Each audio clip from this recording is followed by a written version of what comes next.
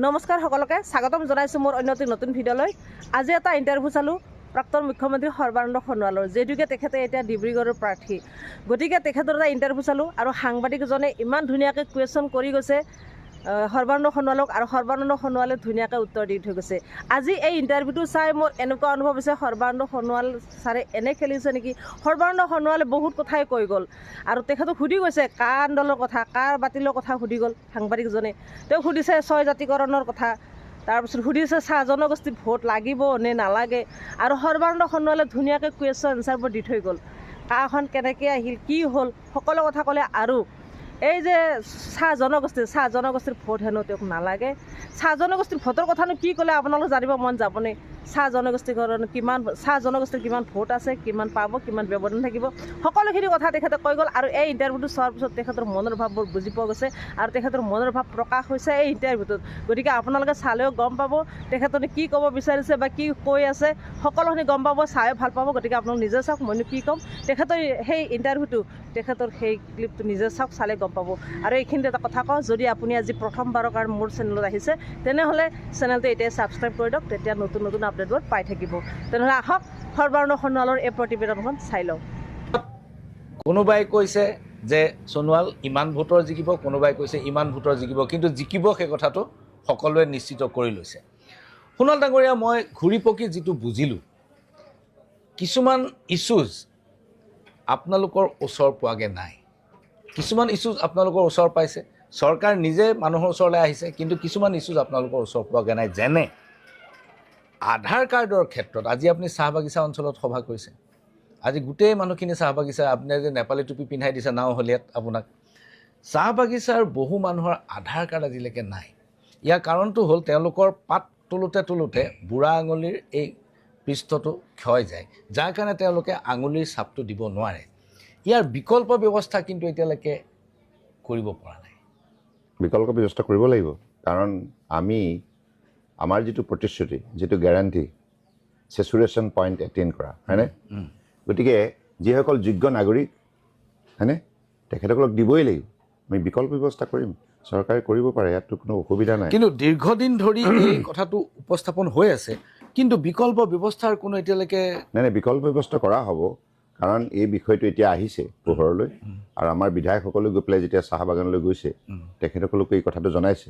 গতিকে আমাৰ অৱগত এইটো, আৰু ইয়াৰ কাৰণে যিটো মেকানিজম ডেভেলপ কৰিব লাগে, যিটো ডিভাইচ ডেভেলপ কৰিব লাগে, সেইটো ডেফিনেটলি গভৰ্ণমেণ্ট ইয়াৰ কাৰণে প্ৰতিশ্ৰুতিবদ্ধ, প্ৰতিজ্ঞাবদ্ধ। কাৰণ ইতিমধ্যে মাননীয় প্ৰধানমন্ত্ৰী ডাঙৰীয়াই কৈছে বিকশিত ভাৰত সংকল্প যাত্ৰা। আপোনালোক জানে সমগ্ৰ ভাৰতবৰ্ষতে এটা চৰকাৰী কাৰ্যসূচী গাঁৱে গাঁৱে মোদী কি গেৰাণ্টি কি গাড়ী গৈছিল, আপুনি জানে নহয়? জানো।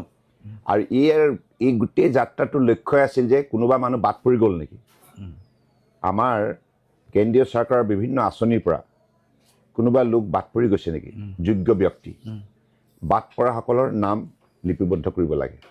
চৰকাৰে বিচাৰে 100% যোগ্য ব্যক্তি পাবই লাগিব, প্ৰতিখন আঁচনিৰ পৰা তেখেতসকল লাভান্বিত হ'বই লাগিব।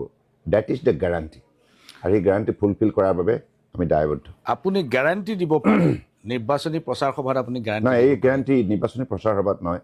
এই গেৰাণ্টি আজি কিছুদিনৰ আগতে আপুনি জানে ন, সৰ্বভাৰতীয় পৰ্যায়ত চৰকাৰী এটা কাৰ্যসূচী হৈছিলে। এই কাৰ্যসূচীত বিধায়কসকল, সাংসদসকল, কেন্দ্ৰীয় মন্ত্ৰীসকল, ৰাজ্যৰ মন্ত্ৰীসকল, সকলো মুখ্যমন্ত্ৰী সকলোৱেই মোদী কি গেৰাণ্টি কি গাড়ী যিখন গৈছিল, হয়নে, আৰু সেই গেৰাণ্টি প্ৰত্যেক জিলাত গৈছিলে।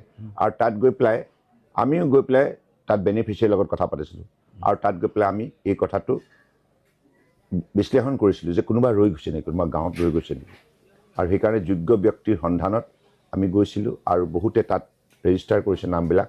আমি আমুকখন আঁচনি এতিয়ালৈকে পোৱা নাই, আমি কিন্তু পাব লাগে, আমাৰ এইখিনি যোগ্যতা আছে, চৰকাৰে যি নটিফিকেশ্যন দিছে সেই অনুসৰি আমাৰ যোগ্যতা আছে। গতিকে মই ভাবোঁ যে সেই যোগ্যতা অনুসৰি যিবিলাক আছে ইতিমধ্যে নামবিলাক লিপিবদ্ধ হৈছে, তেখেতসকলক দিয়া হ'ব। চাহ বাগিচা অঞ্চলত সভা কৰিছে আৰু মানুহ হৈছে যথেষ্ট। মই দিৰিয়ালত গৈছোঁ, নাওহলীয়াত দেখিছোঁ যে প্ৰচণ্ড বতাহ ধুমুহাৰ মাজত, মই নিজে বৰষুণত তিতি গৈছোঁ, কিন্তু প্ৰচণ্ড বতাহ ধুমুহাৰ মাজতো যথেষ্ট সংখ্যক মানুহ হৈছে। কিন্তু আপোনাৰ সন্মুখতে আপোনাৰ বিধায়ক তেৰছ গোৱালাই আজি ঘোষণা কৰিছে যে যিবিলাক সকলো মানুহে যাতে অৰুণোদয় পায় তাৰ ব্যৱস্থা কৰা হ'ব, আৰু তাৰ জৰীপটো এই নিৰ্বাচন চলি থকাৰ মাজতে আৰম্ভ হ'ব। এতিয়া নিৰ্বাচন চলি থকাৰ মাজতে যদি আপুনি এটা জৰীপ আৰম্ভ কৰে, এইটো এটা কোড অফ কণ্ডাক্টৰ এইটো ভংগ কৰা হ'ল নে নাই? নিৰ্বাচনী আচৰণ বিধি ভংগ কৰা হ'ল নে নাই? এইটো নহয়, এইটো হৈছে কি, মানে এইটো ভংগ নহয়, এইটোতো আমি কাৰোবাক দিয়া নাই নহয়, মানুহবিলাকক কৈছোঁ যে আপোনালোকে নাই, আপুনি যেতিয়া লিপিবদ্ধ কৰিব তেওঁৰ নাম, তেওঁৰ এটা আশা আহি যাব নহয়। আশা নহয়, এতিয়া কথা হৈছে কি, আমি ৰাইজকতো বক্তব্যত কওঁৱেই আমুকটো কৰিম তামুকটো কৰিম, কম নে নকওঁ? কওঁ ন। গতিকে এখন সমাজত যিসকল আছে সেইসকলৰ বিষয়ে জানি লোৱাটো কি অসুবিধা আছে? নহয়, নিৰ্বাচনী প্ৰক্ৰিয়া চলি থকাৰ মাজত কিয় কৰিলে? কাৰণ মই মোৰ নামটো লিখি ল'লোঁ প্ৰশান্ত ৰাজগুৰু, লগে লগে আপোনাৰ মানুহে ক'বলৈ এটা ৰাস্তা ওলাল যে তই ভোট দিবি, ভোট দিলে তই এইটো পাবি। ইতিমধ্যে এই ব্যৱস্থাটো আমাৰ ইয়াতে নতুন নহয়, ভাৰতবৰ্ষত ইতিমধ্যে বহু ৰাজ্যত। নহয়, এইটো আপোনাৰ মতে আপুনি এইটো নিৰ্বাচন আচৰণ বিধি ভংগ কৰা ধৰণৰ ঘটনা হয়নে নহয়? মই নাভাবোঁ সেইটো, কাৰণ কি হ'ল, আগতে নিৰ্বাচনী আয়োগে যদি এইটো ভাবিলে হয়, পূৰ্বৰ যিবিলাক ৰাজ্যত এইবিলাক ইতিমধ্যে হৈ গৈছে, তেতিয়া তেখেতসকলে ডেফিনেটলি তেখেতসকলক ক'লে হয় যে আপুনি এইটো নকৰিব, হয়নে? আৰু সোণোৱাল ডাঙৰীয়া, আপোনাক যেতিয়া মই আগতে সাক্ষাৎকাৰ গ্ৰহণ কৰিছিলোঁ, তাৰ পৰা আজিলৈকে পৰিস্থিতিৰ কিছু পৰিৱৰ্তন ঘটিছে। বিশেষকৈ দিল্লীৰ মুখ্যমন্ত্ৰী অৰবিন্দ কেজৰিৱালৰ গ্ৰেপ্তাৰৰ পিছত এটা পৰিস্থিতিৰ পৰিৱৰ্তন ঘটিছে। অৰবিন্দ কেজৰিৱালৰ গ্ৰেপ্তাৰৰ ঘটনাটো আপুনি কি ধৰণে গ্ৰহণ কৰিছে? চাওক, আইনে ইতিমধ্যে আপুনি বাহিৰত মিডিয়াই কি লিখিছে ডাঙৰ কথা নহয়, কিন্তু কোৰ্টে কি কৈছে, আজি তেখেতৰ যুক্তি যদি সবল হ'ল হয়, কোৰ্টে তেখেতক ৰেহাই দিলে হয়। কোৰ্টে কিয় ৰেহাই দিয়া নাই? নাই, PMLA আইনখন আপোনালোকে এনেধৰণে সংশোধন কৰিলে যে মানুহজন একেবাৰে দুখমুক্ত হৈ নহালৈকে তেওঁ জেলতে থাকিব লাগিব। শুনক, বিধিগত ব্যৱস্থা লোৱা হৈছে, গতিকে ইয়াত আৰু বেছিকৈ আমি এইটো ৰাজনৈতিক বিষয়ৰ দৰে আলোচনা কৰাৰ কোনো যুক্তিযুক্ত নাই। এইটো সম্পূৰ্ণ এটা ৰাজনৈতিক বিষয়, কাৰণ নিৰ্বাচনৰ প্ৰক্ৰিয়া আৰম্ভ হোৱাৰ পিছত তেখেতক গ্ৰেপ্তাৰ কৰা হৈছে। যদি মই অপৰাধী হওঁ, এতিয়া নিৰ্বাচন প্ৰক্ৰিয়া চলি আছে, মই কেম্পেইন কৰি আছোঁ, মই অপৰাধী হ'লে এতিয়া মোক কায়ত্ব কৰিব পাৰে। তেনেকুৱা বহুত অপৰাধী আপোনাৰ বিজেপিৰ ভিতৰত আছে, যিবোৰক আপোনালোকে ইতিমধ্যে সেইবিলাক কথা কোৰ্ট অফ লয়ে চাব। আপোনালোকে কোৰ্ট অফ লৰ ওচৰত এপ্ৰ'চ কৰাই নাই চৰকাৰে একেটা কেছত আজি বেলেগ বিৰোধীটো আছে, বিৰোধী এইটো, কাৰণ পৃথিৱীত আমাৰ ভাৰতবৰ্ষত এইটো নহয় যে বিবেকবান নাগৰিকে এই কথাবিলাকতো লক্ষ্য ৰাখিছে। আপুনি মই আজি নিৰ্বাচনী বিষয়বস্তুৰ ওপৰত আলাপ আলোচনা কৰিছোঁ কেমেৰাৰ সন্মুখত, হয়নে? হয়। কিন্তু বিবেকবান সমাজখনেতো গোটেই কথাবিলাক পৰ্যালোচনা কৰি আছে। গতিকে কোৰ্ট অফ ল, মই ভাবোঁ যে তেখেতসকলে impartially as per the provision of law তেখেতসকলে পদক্ষেপ লৈছে। ইয়াত আৰু আমি বিতৰ্ক কৰাৰ কোনো যুক্তিযুক্ততাই নাই। জৰুৰীকালীন অৱস্থা যেতিয়া চলিছিল, তেতিয়া ভাৰতীয় জনসংঘ আছিলে, আপোনাৰ বৰ্তমানৰ প্ৰধানমন্ত্ৰী নৰেন্দ্ৰ মোদীও তেতিয়া জেলত আছিলে। একে সময়তে দুটা বিশেষ গোচৰ, পাৰ্বতীপুৰম কনস্পিৰেচি আৰু বৰোদা ডিনামাইট, এই দুটা গোচৰৰ অধীনত জৰ্জ ফাৰ্ণাণ্ডেজক গ্ৰেপ্তাৰ কৰা হৈছিল, আৰু জৰ্জ ফাৰ্ণাণ্ডেজে জেলৰ পৰা নিৰ্বাচন খেলিব লগা হৈছিল। জৰ্জ ফাৰ্ণাণ্ডেজে জেলৰ পৰা নিৰ্বাচন খেলি জিকি আহিল, আৰু সেই সময়ৰ অত্যাচাৰী ইন্দিৰা গান্ধীৰ চৰকাৰখনৰ পতন ঘটিল। আপোনালোকে দুজনকে মুখ্যমন্ত্ৰী আজি জেলৰ ভিতৰত ভৰাই ৰাখিছে। আপোনালোকে যিবিলাক ত্বৰান্বিত কৰিব লাগিছিল, সেই বিচাৰবোৰ ত্বৰান্বিত নকৰি পেলাই 95% ৰাজনৈতিক ব্যক্তিৰ বিৰুদ্ধে এনফৰ্চমেণ্ট ডাইৰেক্টৰেটত লগাই দিছে। সেইবিলাক বিচাৰে ৰাজগুৰু ডাঙৰীয়া, সেইবিলাক এতিয়া বিৰোধীয়ে। শুনক, তেখেতসকলৰ যিটো গঠবন্ধন, ইণ্ডিৰ যিটো গঠবন্ধন, হয়নে, এই গঠবন্ধনত যিসকল ব্যক্তি সমবেত হৈছে, আৰু তেখেতসকলে এতিয়া বিজেপিৰ বিৰুদ্ধে অনাহকত কিছুমান অপবাদ জাপি দিছে, কিন্তু প্ৰকৃতাৰ্থত তেখেতসকলে প্ৰথমতে নিজকে নিৰ্দোষী বুলি প্ৰমাণ কৰক। কাৰণ কোৰ্ট অফ ল আছে, তাত আপুনি আপোনাৰ যুক্তি সুন্দৰভাৱে প্ৰদৰ্শন কৰিব পাৰে, আৰু যদি আপোনাৰ যুক্তি সবল হয়, তেতিয়া নিশ্চিতভাৱে কোৰ্টে আপোনাৰ পক্ষত ৰায় দিব। গতিকে এই কথাবিলাক আউট অফ দ্য কোৰ্ট পতাৰ কোনো যুক্তিযুক্ততাই নাই। যিবিলাক ইতিমধ্যে ৰেজিষ্টাৰ হৈছে, যিবিলাক প্ৰচিডিং হিচাপে কোৰ্টত ইতিমধ্যে বিচাৰাধীন হৈ আছে, তেনে বিষয়বিলাকত আপুনি মই কোনো ধৰণৰ এক্সপাৰ্টাইজ দেখাব নোৱাৰোঁ। কাৰণ কোনো সন্দেহ নাই যে কোৰ্টত যিটো বিচাৰাধীন হৈ আছে সেইটো আমি আলোচনা কৰাৰ প্ৰয়োজনো নাই, সেইটো আমাৰ এখতিয়াৰৰ ভিতৰত নপৰে। কিন্তু কথাটো হ'ল, সোণোৱাল ডাঙৰীয়া, আপুনিও দেখি আছে, ময়ো দেখি আছোঁ, ৰাইজে দেখি আছে যে বহু মানুহ আছে যিসকলৰ অপৰাধ সকলোৰে সন্মুখত জল পটপট হৈ আছে।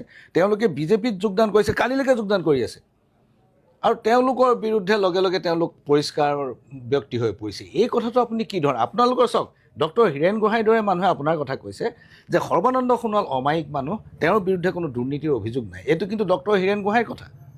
গতিকে তেনে এজন আপোনালোকক সৰ্বতো প্ৰকাৰে বিৰোধিতা কৰা মানুহ এজনে আপোনাৰ এই কথাটো স্বীকাৰ কৰি লৈছে। আপোনাৰ দৰে দুৰ্নীতিমুক্ত আৰু অমায়িক সৎ মানুহ এজনৰ পৰা মই এই উত্তৰটো আশা কৰিম যে বিজেপিত সোমাই যোৱাৰ লগে লগে অপৰাধীবোৰ কেনেকৈ নিকা হৈ যায়। শুনক, এটা কথা, অপৰাধটো শেষ হৈ নাযায়। ধৰক মোৰ বিৰুদ্ধে কিবা এটা গোচৰ চলি আছে, হয়নে? এই গোচৰটো চলি থাকিব যেতিয়ালৈকে কোৰ্টে লয়, ৰেহাই নিদিয়ে, হয়নে?